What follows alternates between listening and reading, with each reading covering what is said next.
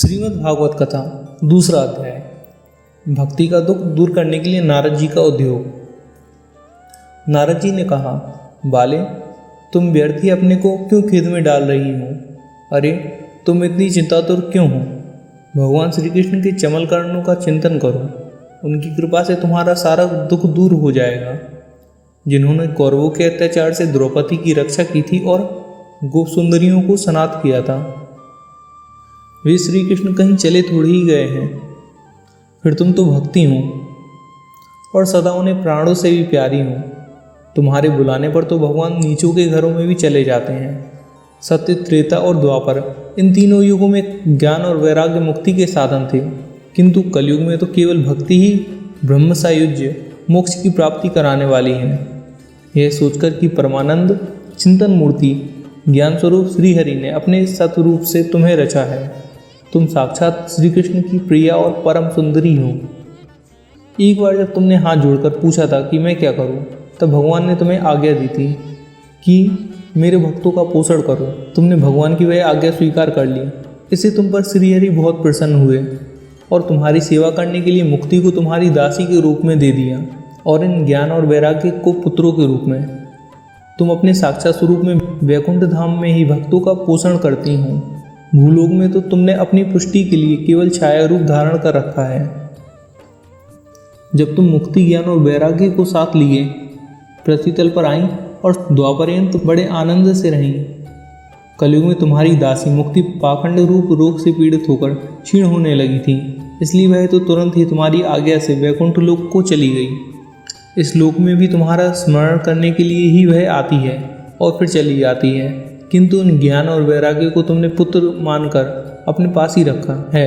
फिर भी कलयुग में इनकी उपेक्षा होने के कारण तुम्हारे पुत्र उत्साहहीन और वृद्ध हो गए हैं। फिर भी तुम चिंता ना करो, मैं इनके नवजीवन का उपाय सोचता हूँ। सुमुखी, कली के समान कोई भी युग नहीं है।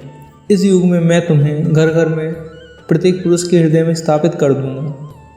देखो, अन्य सब धर्मों को दबाकर और भक्ति महोत्सव को आगे रखकर यदि मैंने लोक में तुम्हारा प्रचार ना किया तो मैं भी श्रीहरि का दास नहीं। इस कलयुग में जो जीव तुमसे युक्त होंगे वे पापी होने पर भी बिखट के भगवान श्री कृष्ण के अभय धाम को प्राप्त होंगे। जिनके हृदय में निरंतर प्रेम रूप मणि भक्ति निवास करती है, वे शुद्धकरण पुरुष स्वप्न में भी यमराज को नहीं देखते। जिनके हृदय में भक्ति महारानी निवास है, उन्हें प्रेत, पिशाच, राक्षस या दैत्य आदि स्पर्श करने में भी समर्थ नहीं हो सकते। भगवान तब वेदाध्ययन, ज्ञान और कर्म आदि किसी भी साधन से बस में नहीं किए जा सकते। वे केवल भक्ति से ही वशीभूत होते हैं। इसमें श्री गोपीजन प्रमाण है। मनुष्य का सहस्त्रों जन्म के पूर्ण प्रतापों से भक्ति में अनुराग होता है। कलयुग में केवल भक्ति ही सार है। भक्ति से तो साक्षात श्री कृष्ण सामने उपस्थित हो जाते हैं। जो लोग भक्ति से द्रोह करते हैं वे तीनों लोक में दुख ही दुख पाते हैं। पूर्व काल में भक्त का तिरस्कार करने वाले दुर्वासा ऋषि को बड़ा कष्ट उठाना पड़ा था। बस व्रत, तीर्थ, योग, यज्ञ और ज्ञान चर्चा आदि बहुत से साधनों की कोई आवश्यकता नहीं है। एकमात्र भक्ति ही मुक्ति देने वाली है। सूत जी कहते हैं, इस प्रकार नारद जी के निर्णय किए हुए अपने महाकाव्य को सुनकर भक्ति के सारे अंगभंग पुष्ट हो गए और वे उनसे कहने लगी। भक्ति ने कहा, नारद जी, आप धन्य हैं। आपकी मुझ में निश्चल प्रीति है। मैं सदा आपके हृदय में रहूंगी, कभी आपको छोड़कर नहीं जाऊंगी। साधु, आप बड़े कृपालु हैं। आपने क्षण भर में ही मेरे सारा दुख दूर कर दिया, किंतु अभी मेरा पुत्रों में चेतना नहीं आई है। आप इन्हें शीघ्र ही सचेत कर दीजिए, जगा दीजिए। सूत जी ने कहा। भक्ति के ये वचन सुनकर नारद जी को बड़ी करुणा आई और वे उन्हें हाथ से हिला डुलाकर जगाने लगे। फिर उनके कान के पास मुंह लगाकर जोर से कहा, ओ ज्ञान, जल्दी जग पड़ो। ओ वैराग्य, जल्दी जग पड़ो। फिर उन्होंने वे ध्वनि, वेदांत घोष और बार बार गीता पाठ करके उन्हें जगाया, जिससे वे जैसे तैसे बहुत जोर लगाकर उठे, किंतु आलस्य के होने के कारण वे दोनों जमाई लेते रहे। नेत्र उछाड़ कर देख भी नहीं सके। उनके बाल बगलों की तरह सफ़ेद हो गए थे। उनके अंग प्रायः सूखे काठ के समान निस्तेज और कठोर हो गए थे। इस प्रकार भूख प्यास के मारे अत्यंत दुर्बल होने के कारण उन्हें सोते देख नारद जी को बड़ी चिंता हुई और वे सोचने लगे, अब मुझे क्या करना चाहिए। इनकी यह नींद और इससे भी बढ़कर इनकी वृद्धावस्था कैसे दूर हो। शौनक जी इस प्रकार चिंता करते करते वे भगवान का स्मरण करने लगे। उसी समय यह आकाशवाणी हुई कि मुने, खेद मत करो, तुम्हारा यह उद्योग निस्संदेह सफल होगा। देवर्षि, इसके लिए तुम एक सत्कर्म करो, वह कर्म तुम्हें संत शिरोमणि महानुभाव बताएंगे।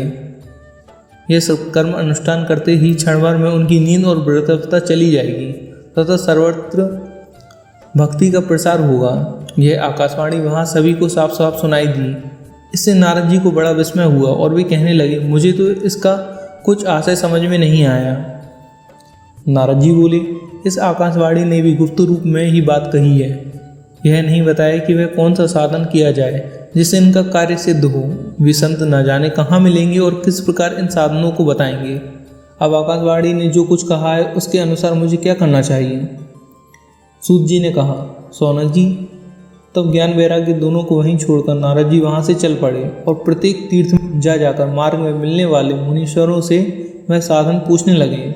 उनकी इस बात को सुनते तो सब थे, किंतु उसके विषय में कोई कुछ भी निश्चित उत्तर न देता। किन्हीं ने उन्हें असाध्य बताया, कोई बोला इसका ठीक पता लगाना ही कठिन है, कोई सुनकर चुप रह गया और कोई तो अपनी अवज्ञा होने के भय से बात को टाल टूल कर खिसक गए।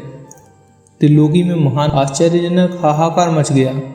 लोग आपस में कानाफूसी करने लगे। भाई, जब वेद ध्वनि, वेद घोष और बार बार गीता पाठ सुनाने पर भी भक्ति, ज्ञान और वैराग्य तीनों नहीं जगाए जा सकें, तब और कोई उपाय नहीं है।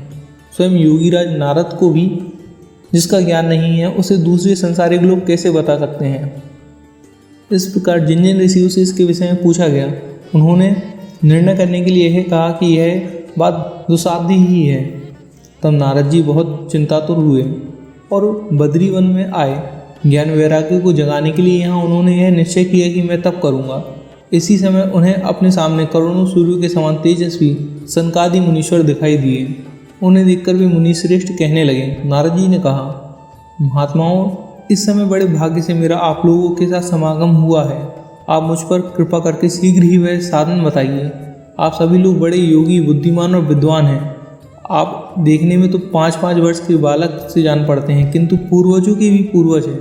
आप लोग सदा वैकुंठ धाम में निवास करते हैं, निरंतर हरि कीर्तन में तत्पर रहते हैं, भगवत लीलामृत का रसास्वादन कर सदा उसी में उन्मत्त रहते हैं और एकमात्र भगवत कथा ही आपके जीवन का आधार है। हरि शरणम, भगवान ही हमारे रक्षक हैं। यह वाक्य सर्वदा आपके मुख में रहता है। इसी से काल प्रेरित वृद्धावस्था भी आपको बाधा नहीं पहुंचाती। पूर्व काल में आपके घूरने मात्र से भगवान विष्णु के द्वारपाल जय और विजय तुरंत पृथ्वी पर गिर गए थे और फिर आपकी ही कृपा से वे वैकुंठ लोक पहुंच गए थे। धन्य है, इस समय आपका दर्शन बड़े सौभाग्य से ही हुआ है।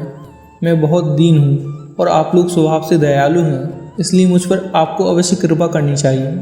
बताइए, आकाशवाणी ने जिसके विषय में कहा है वह कौन सा साधन है और मुझे किस प्रकार इसका अनुष्ठान करना चाहिए। आप इसका विस्तार से वर्णन कीजिए। भक्ति, ज्ञान और वैराग्य को किस प्रकार सुख मिल सकता है और किस तरह इनकी प्रेम पूर्वक सब वर्णों में प्रतिष्ठा की जा सकती है। सनकादि ने कहा, देवर्षि, आप चिंता ना करें, मन से प्रसन्न हो। उनके उद्धार का एक सरल उपाय पहले से ही विद्यमान है।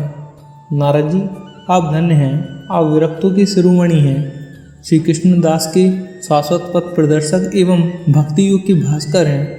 आप भक्ति के लिए जो उपयोग कर रहे हैं यह आपके लिए कोई आश्चर्य की बात नहीं समझनी चाहिए। भगवान के भक्तों के लिए भक्ति की समय की स्थापना करना सदा उचित ही है। ऋषियों ने संसार में अनेकों मार्ग प्रकट किए हैं, किंतु वे सभी कष्ट साध्य हैं और परिणाम में प्रायः स्वर्ग की ही प्राप्ति कराने वाले हैं।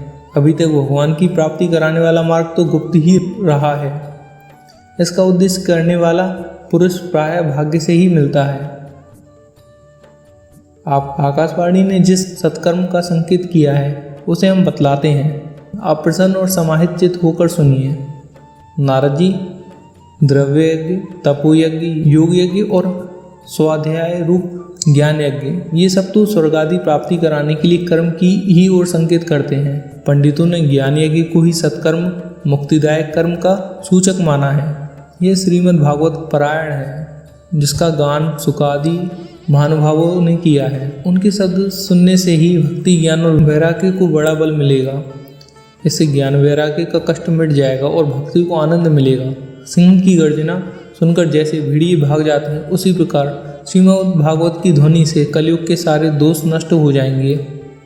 तब प्रेम रस प्रवाहित करने वाली भक्ति ज्ञान और वैराग्य को साथ लेकर प्रत्येक घर और व्यक्ति के हृदय में क्रीड़ा करेगी। नारद जी ने कहा, मैंने वेद वेदांत की ध्वनि और गीता पाठ करके उन्हें बहुत जगाया, किंतु फिर भी भक्ति ज्ञान और वैराग्य ये तीनों नहीं जगे। ऐसी स्थिति में श्रीमद् भागवत सुनाने से वे कैसे जागेंगे, क्योंकि इस कथा के प्रत्येक श्लोक और प्रत्येक पद में भी वेदों का ही तो सारांश है। आप लोग शरणागत वत्सल हैं तथा आपका दर्शन कभी व्यर्थ नहीं होता, इसलिए मेरा यह संदेह दूर कर दीजिए, इस कार्य में विलंब ना कीजिए। सनकादि ने कहा, श्रीमद् भागवत की कथा वेद और उपनिषदों के सार से बनी है, इसलिए उनसे अलग उनकी फलरूपा होने के कारण वह बड़ी उत्तम जान पड़ती है। जिस प्रकार रस वृक्ष की जड़ से लेकर शाखा पर्यंत रहता है, किंतु ऐसी स्थिति में उसका आस्वादन नहीं किया जा सकता, वही अलग अलग होकर फल के रूप में आ जाता है तथा तब संसार में सभी को प्रिय लगने लगता है। दूध में घी रहता है, किंतु उस समय उसका स्वाद नहीं मिलता। वहीं जब उससे अलग हो जाता है तब देवताओं के लिए भी स्वादवर्धक हो जाता है। खांड ईख की ओर छोर और बीच में भी व्याप्त रहता है, तथापि अलग होने पर उसकी कुछ और ही मिठास होती है। ऐसी यह भागवत की कथा है। यह भागवत पुराण वेदों के समान है। श्री वेदव्यास जी ने इसे भक्ति ज्ञान और वैराग्य की स्थापना के लिए प्रकाशित किया है। पूर्व काल में जिस समय वेद वेदांतों के परागामी और गीता की रचना करने वाले भगवान वेदव्यास जी वेदव्यास खिन्न होकर अज्ञान समुद्र में गोते खा रहे थे, तब उस समय आपने ही उन्हें 4 श्लोकों में इसका उपदेश दिया था। उसे सुनते ही उनकी सारी चिंता दूर हो गई थी। फिर इसमें आपको आश्चर्य क्यों हो रहा है और आप हमसे प्रश्न कर रहे हैं? आपको उन्हें शोक और दुख का विनाश करने वाला श्रीमद् भागवत पुराण ही सुनाना चाहिए। नारद जी ने कहा, महानुभावों, आपका दर्शन जीवन के संपूर्ण पापों को तत्काल नष्ट कर देता है और जो संसार दुखरूप दानव से तपे हुए हैं उन पर शीघ्र ही शांति की वर्षा करता है। आप निरंतर शेष जी के सहस्त्र मुखों से गाए हुए भगवत कथामृत का ही पान करते हैं। मैं प्रेम लक्षणा भक्ति का प्रकाश करने के उद्देश्य से आपकी शरण लेता हूँ। जब अनेक जन्मों के संचित पुण्य के उदय होने से मनुष्यों को सत्संग मिलता है, तब वह उसके अज्ञान जनित मोह और मदरूप अंधकार का नाश करने के लिए विवेक उदय होता है। श्रीमद् भागवत द्वितीय अध्याय समाप्त। ओम नमो भगवते वासुदेवाय नमः।